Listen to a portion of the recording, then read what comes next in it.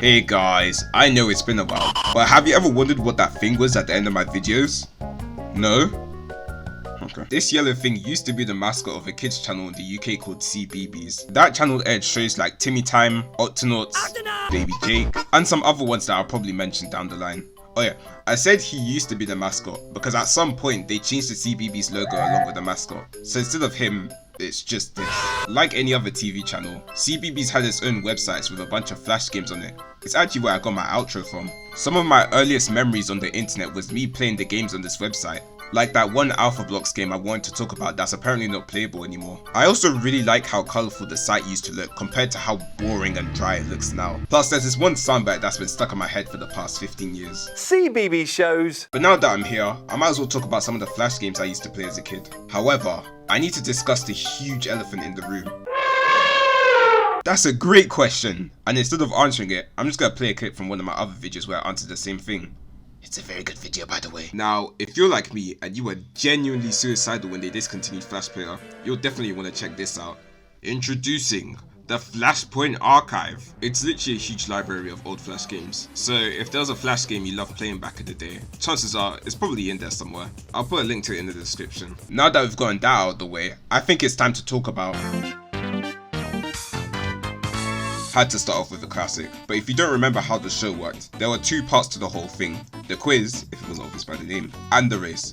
Let me go over how the quiz works first. Kerwhizz is hosted by the Kerwhizzitor, which, fun fact by the way, his actor was 15 when this show dropped, which is impressive. I wonder what I was doing at 15. Before we get into what actually happened, I believe it's best to go through the context first, and trust me, the context is really... I'm getting distracted. There are three teams: the blue team with Twisted Snout, the pink team with Kit and Caboodle, and the yellow team with Ninky and Pip. And they have to answer a bunch of questions in order to win some points. Obviously, since the show was made for children that are barely conscious, the questions are as simple as, what number is missing? Or, what fruit is this? Nothing too crazy, you know. After the questions are done, the teams get to choose between 3 items that will help them in their race.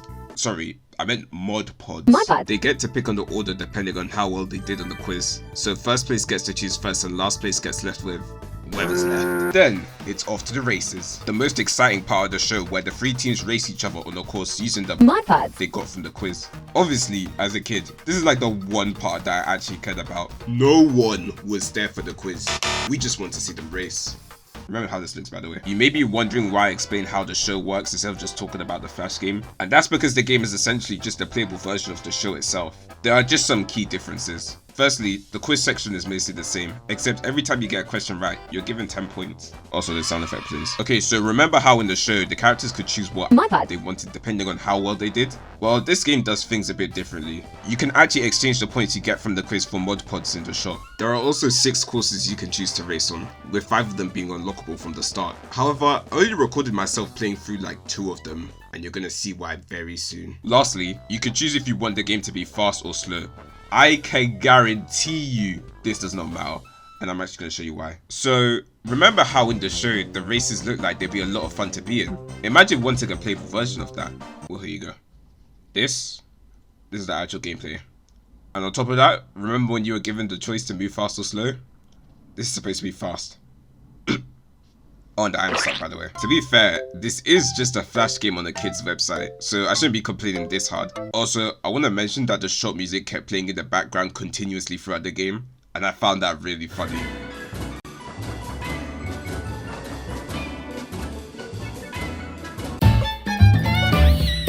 If you were on Twitter a few years ago, first of all, I'm sorry, but you might have seen a clip of this orange British thing getting his teeth brushed. Seeing that clip all over my timeline kinda surprised me because it originates from this really old Flash game I played, based on a show called Big and Small. The show stars 2 characters called Big and... well, I actually don't remember like anything from the show. And to be honest, I'm not really bothered to rewatch it, so let's talk about the game itself. In the game, you can play as either Big or Small by clicking on their respective doors. Actually, I lied. I'm not going to talk about the game just yet. Instead, I'm going to question how the hell they managed to make a 3D environment in Adobe Flash. You know, a software specifically for 2D animation. Thanks to Flashpoint, I could take a look inside the game's files and sure enough, they somehow found a way to import 3D models into Flash. You can see the textures that come with the models and everything. I'm going to assume the developers used some form of witchcraft to achieve this.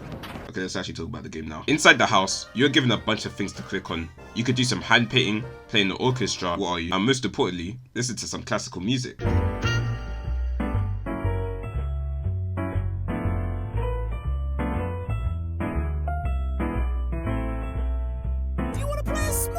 are also these paintings that are supposed to play a clip from the show, but they don't play anything because, of course they don't. Going upstairs to the bedroom, you're supposed to find a way to put Small to sleep, but I literally couldn't figure out how. Playing a Small makes you do the opposite. And of course, I didn't figure out how to wake him up, but I did get to do this. Alright, now I'm in the mood for a shower.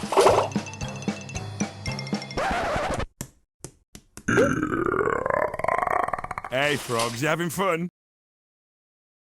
I'm sure you've noticed it by now, but this is where that one clip came from. It's a Small minigame where you have to attack Small with a toothbrush 5 times, while leaving purple poop everywhere. It still kinda confuses me how this of all things became a Small meme on Twitter, but to be fair, you can literally turn anything into a joke for a day on that site. By the way, the rest of the game doesn't matter. You could go outside, go to a garden, and there's also this maze, except it's not really a maze. And I think that's it for this game. There's not really a lot to this one, so I'm just gonna blitz through this section. In this game, we're building a sunflower park, and we only have about 10 minutes to do so, as shown by this ominous timer. One thing that low-key surprised me was just how short this game was, cause I finished the entire game in like 3 to 4 minutes. Which also confused me a bit, cause I used to play this one all the time. Maybe it was the replay value due to how short the game is, or maybe it's because of the minigames you unlock after building a park. Now, I would love to talk about the minigames, but I think I got bored or something because the recording just randomly ends. Lola. To make up for the last section being pretty short, and because I'm such a nice guy, I'm actually going to go over 4 games this time. I'm pretty sure the show is fairly known outside the UK, but if you don't know what it is, Charlie and Lola is a show about a boy named Charlie and his little sister Lola. And pretty sure they got like pink milk or something. One thing I forgot about the show was that it was actually a TV adaptation of a book series with a unique art style that I find really nostalgic. It feels like a mixture of a diary and an art project. Let's talk about the games now, starting from the worst to not the worst. This first one is pretty simple. You're given an option of 3 things and you have to choose the one that makes Charlie or Lola happy. Okay, I'm not gonna lie, I actually don't care about this game. I only put this one here because I remembered playing it. In this next one, you, along with a friend if you got one, race each other on these pony sock things. I don't really have any friends, so I'm gonna play with myself. Also, I lied, it's not a race. You instead gain points by jumping over obstacles. Also, even though I was playing as Lola and got 15 points, the end still displayed Lola's score. I feel like there has to be some kind of racial undertones in there somewhere. One thing I remember from the show was how Lola was a huge fan of butterflies, especially catching them, which is what this next minigame is about. You have to jump from cloud to cloud catching a bunch of butterflies. Once you've caught enough, you'll be sent to the next level where you have to catch a butterfly with a specific pattern. Catching any other butterflies will make you lose points, which is something I didn't realize I had until I looked at the bottom right. I also tried killing myself by jumping off the clouds before quickly remembering that this is a game for babies. Last but most certainly not least, and also the longest one, a maze. Playing as Lola and Lotta, you have to race Charlie and his friend Marth to the center of the maze. Well, there isn't really any pressure, since you can sometimes find them walking back and forth in place. I don't think I ever completed this game as a kid, which is crazy because you'll occasionally run into a bunch of laughing hedgehogs that will put you towards the right direction. I also found out you can drop pebbles behind you. I thought that was a thing they added for fun, before finding out I actually have to make it out of the maze as well. Anyways, I made it out of the maze and was given a scribble page, which upon clicking on it, takes me to a blank page. Cool. One thing that's great about this section is that the game I wanted to talk about wasn't even archived properly, so all I'm left with is this. But more on that later. Tomizoom is a cartoon, well, most of the time, that teaches kids how to practice good hygiene and to clean up after themselves, which I think is a pretty good concept for a show. I'm sure Younger Me loved it. I'm also a huge fan of how the show's antagonists are literally called Polluto and Smog. Like I said a second ago, the game I wanted to talk about, actually let's talk about that later. There was this other game that did get archived. In this one, you fly left and right collecting the trash that Polluto dropped, cause why not? You can also play this with a friend, but you already know about my situation. There are only 4 stages, and all of them are the exact same, but then again, I don't know what I was expecting from a CBeebies Flash game. Also, unlike that Charlie and Lola game, this game actually gives you a sheet to print out. I'd love to show you, but I don't have a printer, so I'll just put it on the screen. Yeah, I'm not gonna lie guys, I just lied to you so hard. I was thinking about the Bob the Builder game, cause that game actually gave you something to print, but this one, Clicking on the thing actually brings you to a blank page, but who cares, I'm just going to continue. I have a story about that other game I wanted to talk about. So, fun fact, it doesn't exist on the Flashpoint archive at all. However, I did find the game on a random website, but it literally doesn't work. When I tried to click on a level, this happens. Instructions. So I tried downloading the game by looking for its URL on the page source. And you know what's so funny about this one website? If you try to use inspect element at all, it boosts you out of the website. Oh, and of course the Wayback Archive doesn't work either. So I was originally going to go over to CBBC to talk about its games there, but I'm actually going to go on a small detour real quick and talk about another big part of my childhood.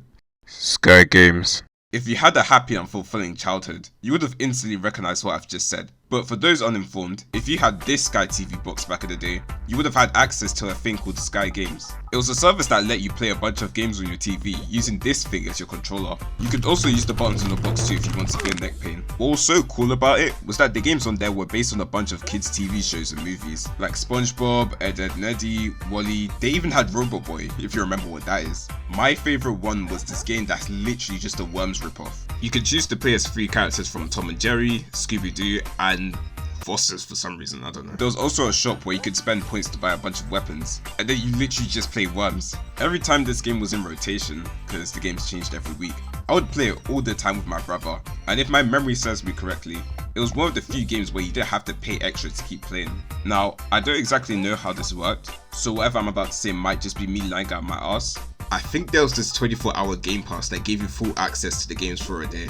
However, if you were broke and you didn't have a game pass, after a certain point, the game will just stop completely and tell you to buy a game pass. It's kind of like those masterpieces in Smash Bros, where after a few minutes, it will tell you to buy the full game on the eShop. Not like we can do that anymore, and unfortunately it's the same thing here, because in 2015, just about 10 years ago, Sky Games was king. There was no reason to own a Skybox anymore. Along with that, the Wi-Fi was trash, which means, yeah, a lot of these games are lost to time now. It's kind of sad though, I don't think there'll be anything like this again. Now, I said a lot of the games are not all of the games, because you can actually still play a handful of the games online. Literally just searching up Sky Games Archive will bring you to a site with a bunch of these games still playable. Obviously I'll put a link to it in the description, but you're probably wondering how these games were even preserved in the first place. Well, believe it or not, the original developers still have access to most of their games and made the ones they were able to recover playable on PC. Just like the games, I'll leave a link to the developers page in the description. And as for Sky Games, what I will ask you though is, can you give me one more day? I'm not asking you for a week, I'm not asking you for a month, I'm not asking you for a year. Anyways, back on topic. Okay, so if you couldn't afford Disney Channel or Cartoon Network in the UK, this was one of the alternatives that you had. This section would have had me talking about how CBBC was a huge part of my childhood growing up. But in actuality, I didn't even go on the channel that much. I think there were like 3 shows I watched when they came on, and that was it. But there were these 2 shows in particular that had some flash games I played a lot. One of them being... I don't know what type of crack they put in this show, but whenever it came on, I would instantly change the channel to watch it. Splatalot is pretty similar to shows like Wipeout, where teenagers have to complete a fairly difficult obstacle course suspended over water. However, in order to stop the contestants from completing the course, these defenders will throw random shit at them to try and knock them into the water. If I remember correctly, I think the contestants had to complete the courses fast enough to move on to the next round. But you may be thinking to yourselves, this is pretty easy, how do I sign up for this?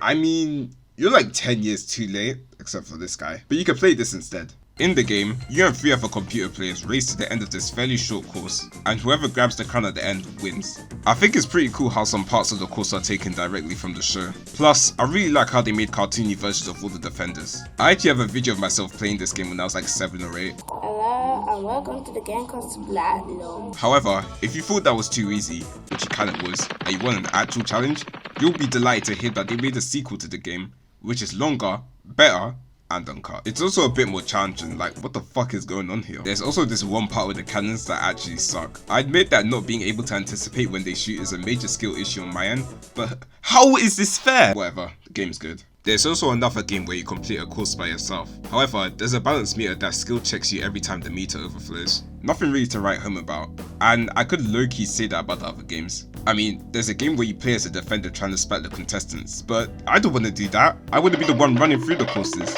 Okay, I just realized how long this video is, so I'm going to try and fit in one more game. Fortunately, I've saved the best for last, and this is a game I hold very dearly to me, and that's... I want to explain my history with this game. Not the show itself, because I don't think I actually watched it. Back in primary school, every classroom had its own computer that only one person could use at a time. And then reception, if we behaved exceptionally well, the teacher would let us play any game we wanted on the computer. And every time, without fail, it was Deadly Dash. And to be fair, I can't really blame us back then, because even at my big age of 20, I still find the game pretty fun. It's pretty simple. You play as Steve Backshaw, who's the show's presenter, and you run away from animals chasing you. If you want to get more points, you can take pictures of animals in the background. The thing is, you can't just mindlessly run and jump, because in later stages, the animals chasing you will start destroying the stage. They can even break the obstacles you're standing on, which is crazy because there are some higher jumps you need to make using said obstacles. And if you miss a jump, well... Dude, the game was so good that they made 3 whole sequels. The second one was pretty much the same, except that they added sections where you're kayaking, slipping on ice, and even paragliding, which is pretty cool. The third game doesn't exist, but the fourth one's pretty much the best one. In the first stage, you have to row your boat. On top of that, an avalanche starts. And then a flood happens, and you gotta start scaling a mountain. And if that wasn't crazy enough, you start snowboarding down the mountain on top of everything else. Unbelievable. Also, I don't know where to mention this, but one of the stages uses the song Invaders Must Die, and I thought it was really funny because I only recognised that song from Hi-Fi Rush. Nope. There are also 2 other modes in the game. Survival mode is just an endless runner, and Dino Dash is actual clickbait because I managed to get myself stuck like an idiot and no dinosaurs came, like, at all.